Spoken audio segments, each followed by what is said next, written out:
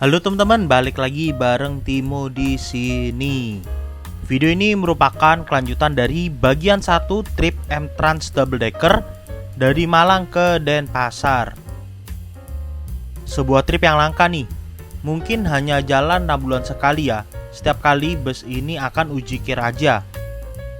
Di bagian 1 kemarin aku sudah ajak kalian perjalanan dari kota Malang ke Karangkates, di mana merupakan titik pertama keberangkatan bus ini. Walaupun rasanya kurang kerjaan ya, karena dari Karangkates bus ini balik lagi ke Malang, di mana saya banyak menghabiskan waktu untuk mereview armada dengan nickname Grace ini dan tidur sampai Malang. Link untuk video pertama sudah saya update di kolom deskripsi, silahkan ditonton supaya ceritanya nyambung. Kalau sudah menonton video bagian pertama, saya ingin ucapkan selamat menonton video yang ini.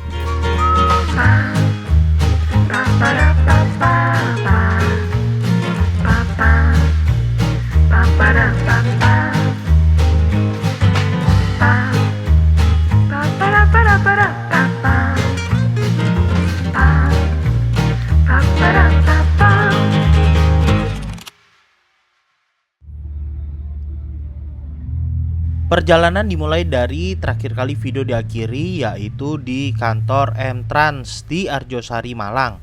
Sejauh ini kita sudah menempuh waktu sekitar 1,5 jam dari Karangkates ke kota Malang.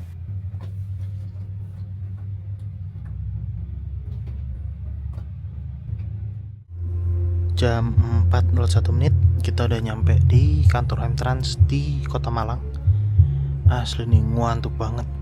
Semalam cuma tidur 3 jam, jadinya agak kurang nih tidurnya nih. Gitu tadi jalan dari Karangkates, ngerekam sebentar, toto udah 12 tidur. Ini kita nunggu penumpang naik di sini. Jadwal keberangkatan itu kalau nggak salah 4:30 ya dari sini teman-teman. Kayaknya aku nggak turun sih, ngantuk sih parah.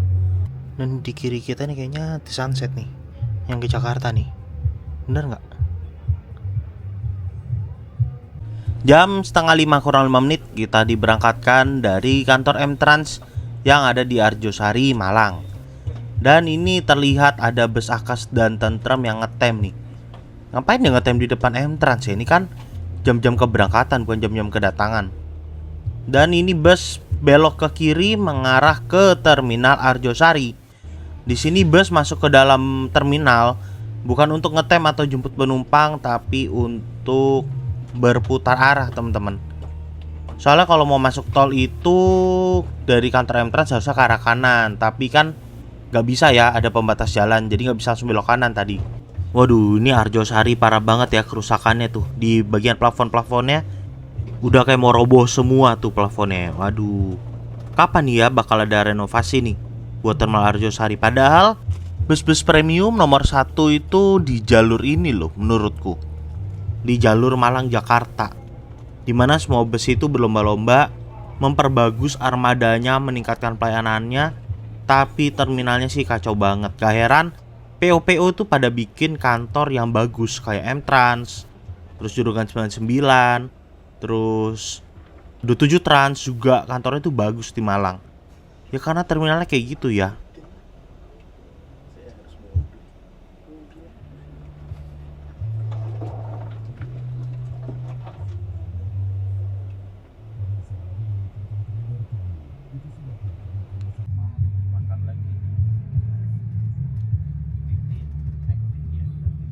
Nah, yang duduk di 1C dan 1D kananku ini kalau nggak salah namanya Mas Eca dan Mas Andi ya.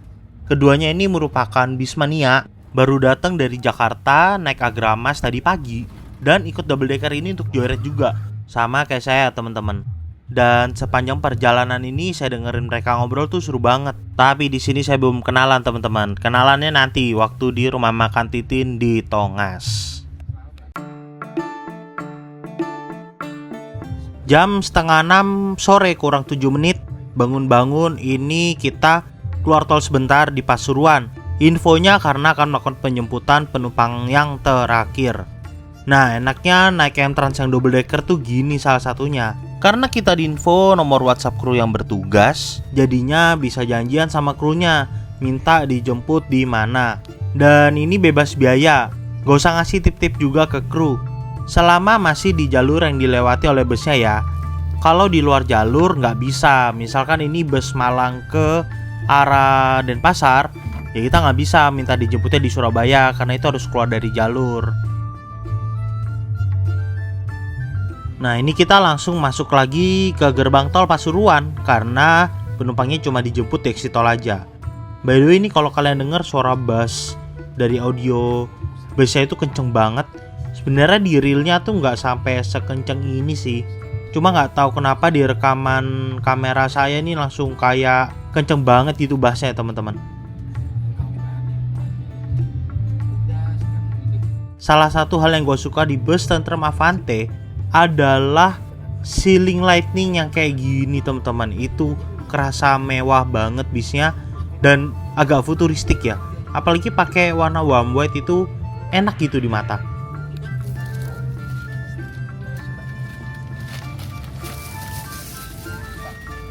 Di bawah. Siap. Sekarang mari kita bongkar paket snacknya. Ini untuk yang eksekutif ya teman-teman, karena real dan sleeper berbeda. Yang pertama ada roti croissant 5 days. Lalu berikutnya ada kacang mente ini dari Mr. P. Lalu yang ketiga ini ada kopi kenangan yang cafe latte. Lalu yang keempat ini ada puding dari Wong Koko. Lalu yang kelima ada Fit Bar.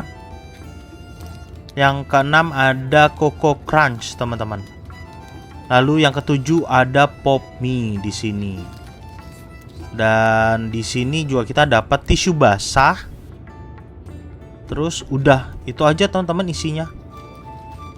Ternyata secara jumlah sama sih, dapatnya juga 7 ya kalau di Royal atau Sleeper. Cuma pilihan snacknya lebih premium, kayak kalau di Royal atau Sleeper tuh kita masih dapat sosis Kanzler, Pringles, terus juga dapat welcome food kayak KFC atau Burger King gitu. Nah ini tadi kita exit tol di Grati dan kita menyusuri jalan bawah nih sampai ke Depot Titin di Tongas. Itu jaraknya sekitar 10 kiloan kalau nggak salah dari gerbang tol sampai Depot Titin. Dan kita akan servis makan di sini teman-teman. Jadi kalau yang arah barat ke timur, servis makannya di Tongas. Kalau yang arah timur ke barat, itu servis makannya tuh Depot Titin yang ada di dekat Ketapang. Ini strategis banget nih restonya nih. Pas banget kita nyampe sini tuh jam makan malam teman-teman. Karena udah lapar, dengan semangat yang membara, gue menjadi orang pertama masuk ke dalam area servis makannya. Tapi di sini gue baru menyadari kalau tiket gue yang print-printan itu hilang. Padahal itu penting untuk menjadi bukti kita untuk klaim servis makan di restoran. Karena udah dicari tetap gak ada, maka gue inisiatif nanya kalau mau bayar sendiri itu gimana caranya. Mbak, tiketnya hilang. Kalau beli sendiri di mana ya? Hilang tiketnya, jatuh kayaknya. Enggak apa-apa.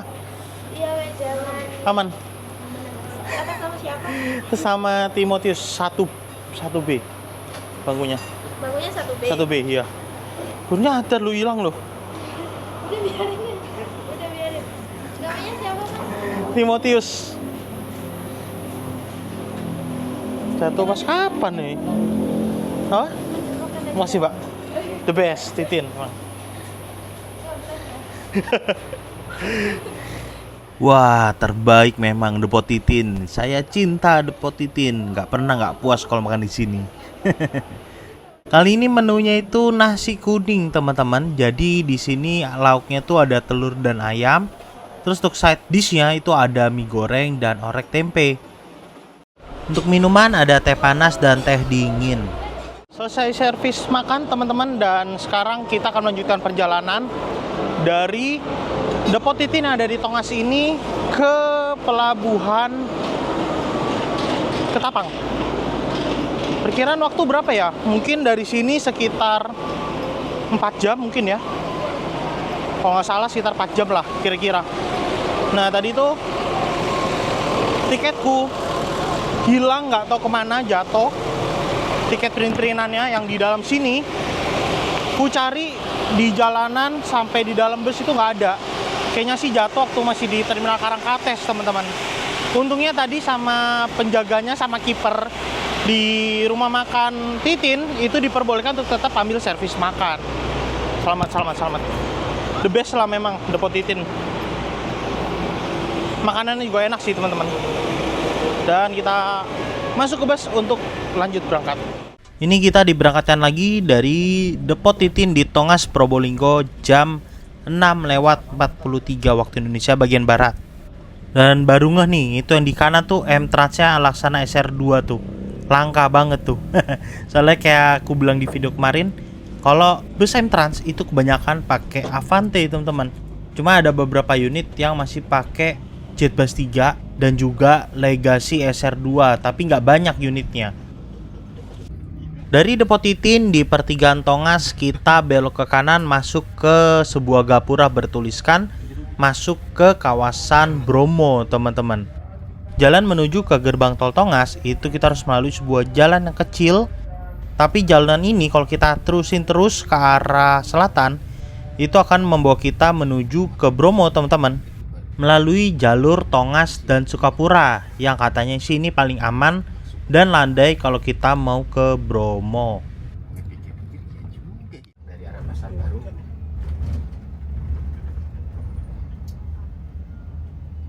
viaduk yang kiri tengah ke jalur bus. Ini viaduk yang di ini, yang di Pasar Baru, itu yang di Bandung.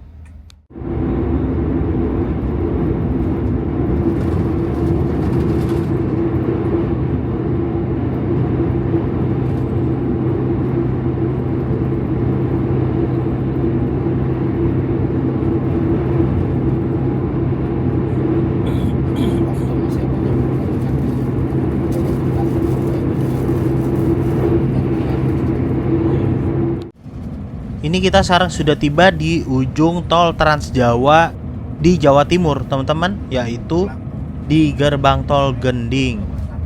Infonya sih bulan Agustus tahun ini katanya tol ini akan perpanjang lagi nih, dimana seksi 1 dari Gending sampai Keraksaan sekitar 12,88 km akan diresmikan kalau nggak meleset. Karena biasa kan suka meleset ya peresmian jalan tol, teman-teman.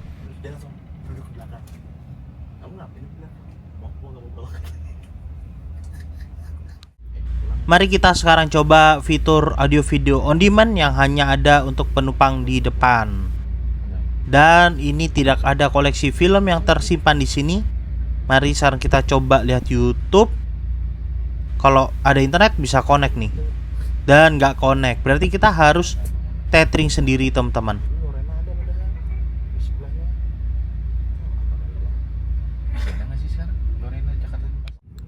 Mungkin ini salah satu alasan ya di luar persoalan kapal yang membuat mengapa bus double decker ini nggak dioperasikan secara reguler di jalur ini. Karena memang bus double decker ini secara dimensi besar dan jalan non-tol yang ada di rute ke Bali itu cenderung lebar jalan tidak terlalu luas, teman-teman. Jadinya bus tuh gak terlalu satset.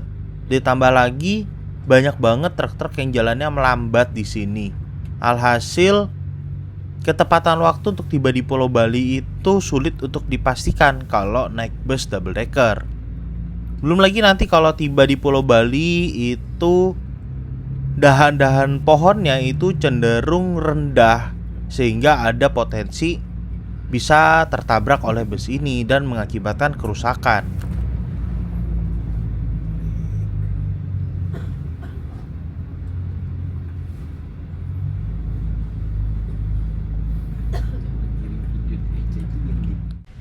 Jam 8.11 kita melewati PLTU Python yang menjadi view utama di jalur ini, teman-teman. Ini merupakan PLTU dengan kapasitas terbesar di Pulau Jawa, Bali. Jadi kalau ini PLTU-nya nonaktif, kiamat langsung, teman-teman. Pulau Jawa, Bali mati listrik semuanya, teman-teman. PLTU Python diresmikan dari tahun 90-an ya, jadi udah lama banget. Tapi PLTU terbaru yaitu PLTU Python 3 itu baru diresmikan tahun 2012 dan punya kapasitas terbesar di Indonesia yaitu 815 MW. Itu cuma PLTU nomor 3 aja tuh. Dan memang kalau lot sini tuh paling bagus itu kalau malam hari, lampunya bagus tuh teman-teman, kuning-kuning. Kalau pas pagi hari pernah aku pas naik Gunung Harta itu ya biasa aja ya, kayak ngeliat gedung-gedung pabrik gitu. Tapi kalau malam cakep banget, terang gitu.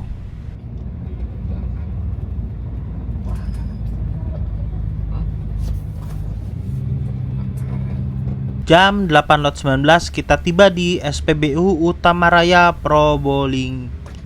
Situbondo deh ini. Jadi walaupun PLTU Python dan Utamaraya ini jaraknya berdekatan, tapi Utamaraya ini udah masuk wilayah Kabupaten Situbondo.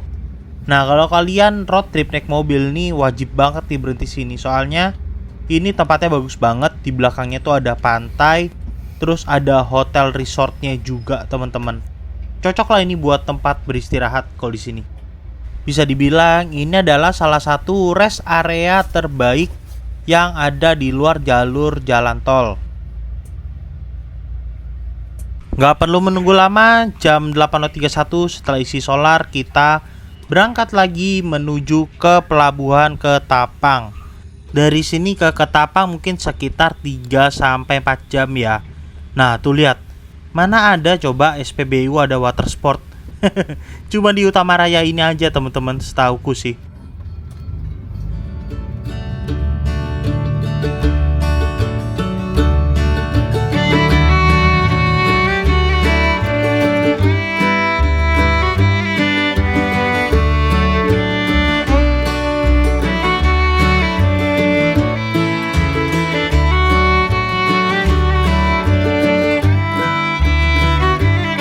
Jam 11 ini kebangun sudah ada di Baluran.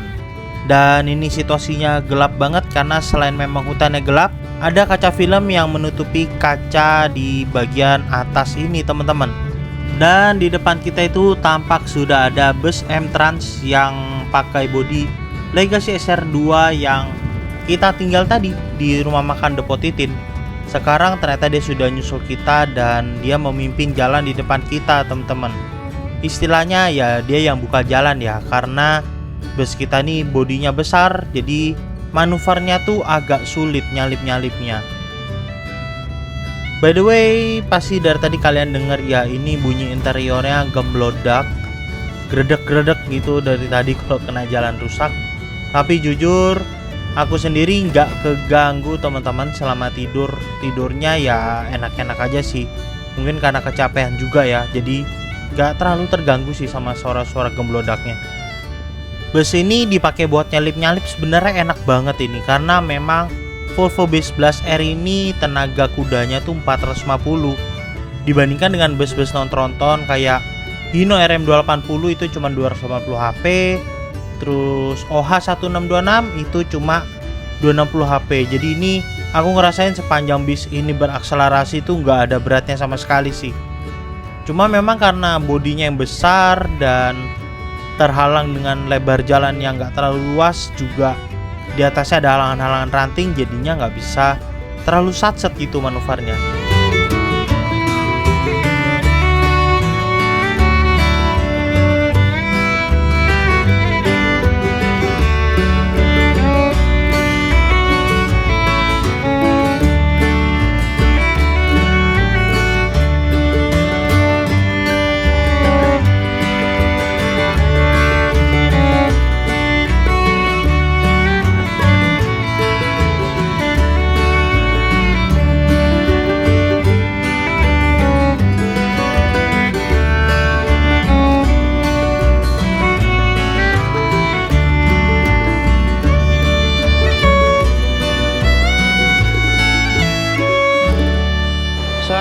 Menunjukkan pukul 1:49, jadi sudah sekitar 1 jam 49 menit kita di sini teman-teman. Karena tadi kita masuk ke pelabuhan ini tuh jam 12 tepat atau jam 12 lebih beberapa menit lah. Mungkin ini satu alasan kenapa bus double decker itu jarang yang melayani rute penyeberangan ke Bali teman-teman, karena memang sangat sedikit sekali kapal di Pelabuhan Ketapang Gilimanuk ini yang bisa memuat tinggi bus kita, dimana bus double decker kita ini punya tinggi 4,1 meter. Dan ini asli kondisiku kali ini ngantuk banget di trip ini, karena memang malam sebelum trip ini itu aku cuma tidur 3 jam teman-teman. Jam 4:30 paginya udah harus bangun dan langsung naik kereta api Jayabaya ke Malang untuk ngejar bis ini. Untungnya bis ini cukup nyaman, apalagi bangkunya pakai bangku rimba kencana jumbo seat, jadinya aku bisa tidur dengan lumayan pules tadi. Mungkin kebangun di beberapa lokasi aja sih teman-teman tadi dan rekam dikit-dikit, tapi overall bisa mengumpulkan energi lagi sih. Dan ini di samping bis kita teman-teman ada Madukismo yang Sud-Class, bus baru nih. Baru mungkin beberapa minggu ya, jalan di line Semarang dan Pasar kalau nggak salah. Pakai bodi SR3 Sud-Class dengan sasis Hino RM280. Kapan-kapan boleh nih kita coba ya. Di sini juga ada ikut ngantri nih bus Surya Bali dengan sasis Scania K360IB dengan rute kayaknya ini dari Jepara ke Denpasar ya, Surya Bali. Nah, ini kita bakal pindah dermaga. Sebenarnya kapalnya sih muat tuh Sumber Berkat. Cuma ram masuknya itu bikin busnya gasruk. Jadi kita bakal pindah ke dermaga lain. Naik yang landing ship itu nggak masalah, asal tinggi gini balonnya masuk mundur. Wah, udah ngantri panjang. Mundurnya Pindah dermaga kita.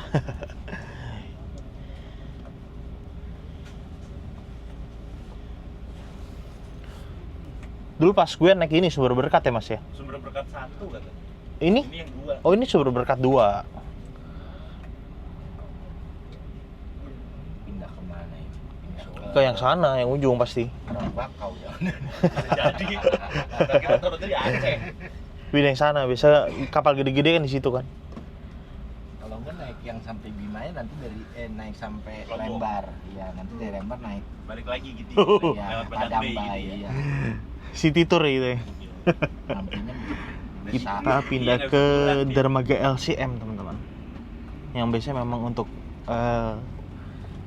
truk tonase gede, betul.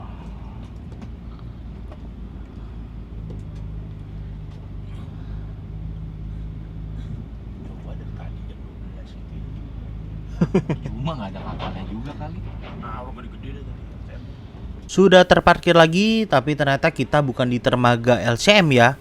Ini di dermaga 4 yang menggunakan movable bridge, alias dermaga yang bisa diatur ketinggiannya sesuai dengan pasang surut air laut. Dan ini cuacanya juga lagi nggak terlalu bagus, kadang hujan deres, nanti gerimis, nanti berhenti. Jadi ombaknya nggak terlalu tenang. Iya, kita naik dari Denpasar udah nggak bisa dilisit itu. Dan itu bisa kita lihat tuh di dermaga LCM. Wah, nggak kuat teman-teman itu truknya buat masuk mundur. Sampai berkali-kali selip dan maju lagi. Memang ini kondisinya lumayan licin ya, karena habis hujan deras tadi. Dan itu dia alasan kenapa bus kita juga nggak bisa masuk lewat dermaga LCM, walaupun kapalnya gede-gede. Karena itu pasti gasruk kalau bus kita mundur di remnya tuh teman-teman. Wah, ini hujan tambah deres lagi nih. Bisa dilihat di warung yang di depan kita tuh, itu anginnya sekencang itu teman-teman. Oh, nggak kuat ya.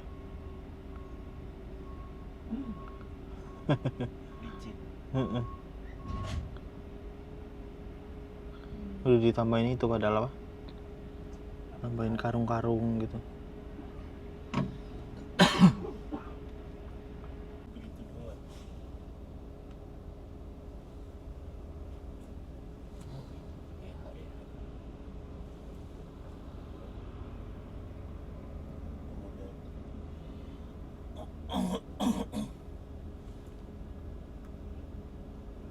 CJB2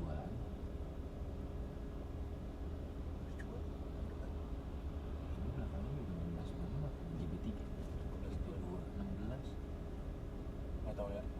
ada yang 1526. Satu di Yosu, satu di Mangpau.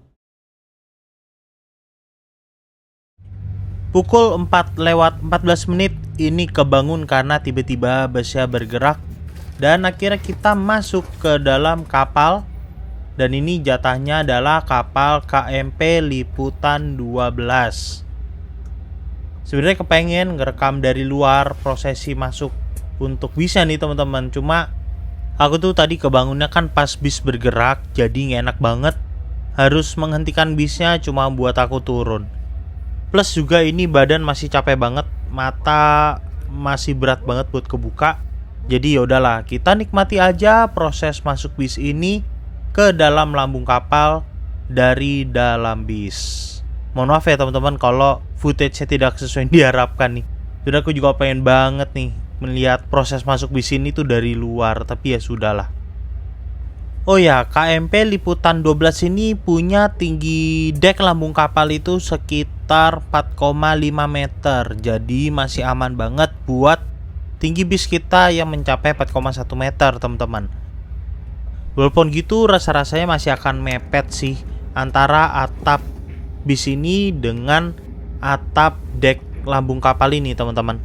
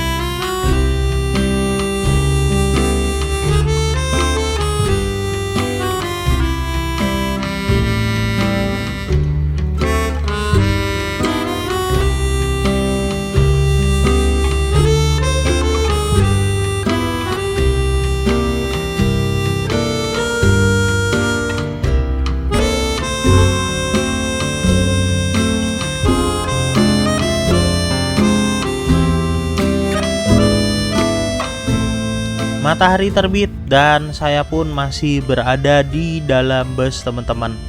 Jadi sepanjang di dalam kapal penyeberangan ini semua penumpang tidak turun dari bis karena banyak penumpang itu masih tidur teman-teman. Saya pun juga tidur dan cuma kebangun sebentar-bentar aja. Memang secara regulasi salah sih ini.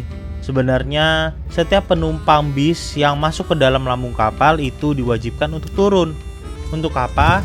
Semisal terjadi emergensi kapal ini tenggelam atau apa, itu penumpang bisa lebih mudah untuk melakukan penyelamatan diri kalau berada di luar bis. Cuma mungkin karena kru tahu penumpangnya capek semua ya, jadi kita nggak dibangunkan untuk diminta keluar dari bus teman-teman.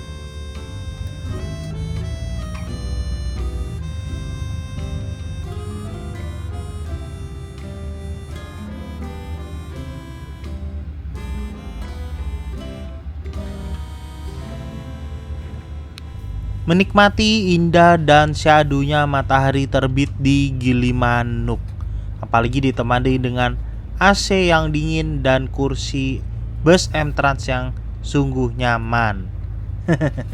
Rasanya pengen banget balik tidur lagi nih teman-teman.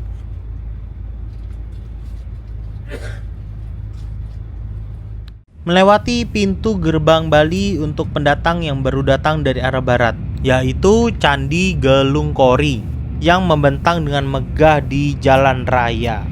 Candi Gelung Kori ini memiliki 4 pilar penyangga berbentuk ular naga dan di tengahnya tuh bangunan pura. Jadi gila keren banget sih. Lalu di sebelah kanan ini ada sebuah SPBU. Nah itu ada Gunung Harta yang SR3 tuh teman-teman. Dimana SPBU tersebut biasa menjadi tempat singgahnya bagi penumpang Gunung Harta dengan tujuan Singaraja. Kenapa ditransit? Karena Singaraja itu ke arah utara Pulau Bali, sementara Denpasar tuh ke arah selatan teman-teman. Nanti di depan ini ada percabangannya. Nah nanti penumpang Gunung Harta yang ke arah utara, ke arah Singaraja, Buleleng itu akan di shuttle menggunakan armada kendaraan lain. Dan ini dia percabangan menuju ke Singaraja. Jadi kalau belok kiri itu kita ke arah Buleleng, ke arah Singaraja. Sementara kalau lurus itu ke arah Jembrana, ke arah Tabanan, dan tentunya ke kota Denpasar.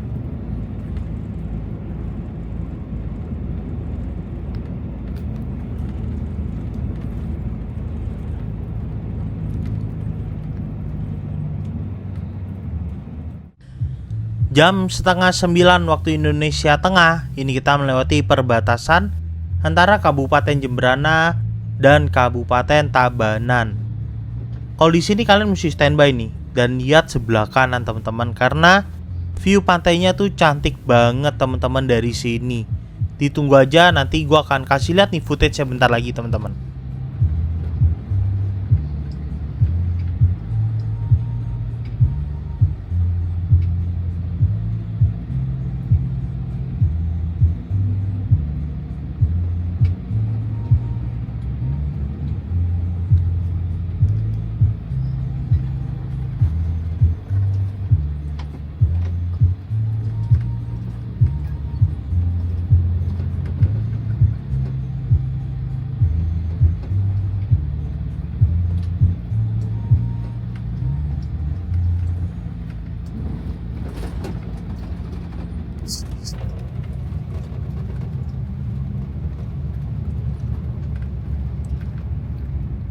Jam 10 lewat 2 menit waktu Indonesia Tengah, akhirnya kita tiba di Terminal Mengwi yang merupakan terminal tipe A terbesar di Pulau Bali.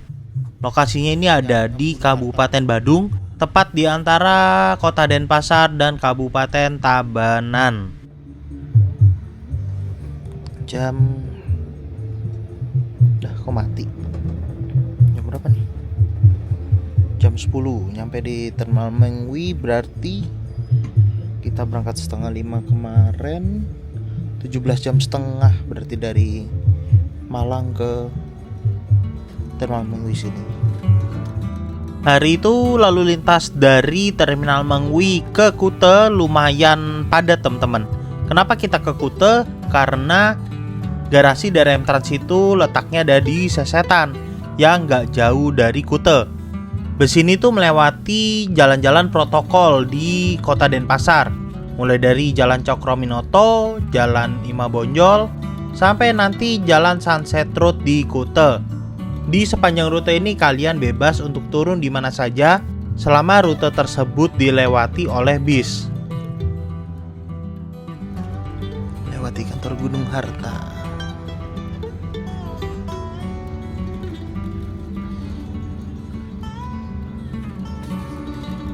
Dia kalau garasinya dia di mana ya? Sama Tabanan. Oh, Tabanan ya? Pas Patung itu kalau dari sini ke kanan. Oh, Aduh. ini ntar M-Trans juga ada nih di sini. Cokro. Oh gitu. Ada kantor juga di agen di sini. Di Cokrominoto juga. Beda sekilo. Nah, ini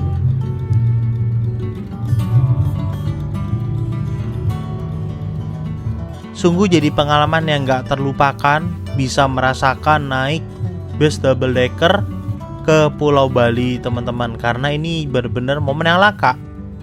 Kalau nanti M-Trans bawa double deckernya lagi ke Bali, pastikan kalian sempatkan untuk mencoba experience ini juga teman-teman.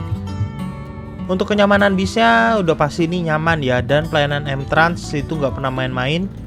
Cuma memang untuk dibikin reguler sih saya rasa ini masih belum bisa ya. Terlalu banyak kendala operasionalnya baik di pelabuhan maupun selama di perjalanan, yang akhirnya membuat bis ini terlambat tibanya teman-teman. Ini kalau jalan normal mungkin kita sudah tiba tadi pagi sekitar jam 5 atau jam 6 teman-teman. Mbak Mel, makasih.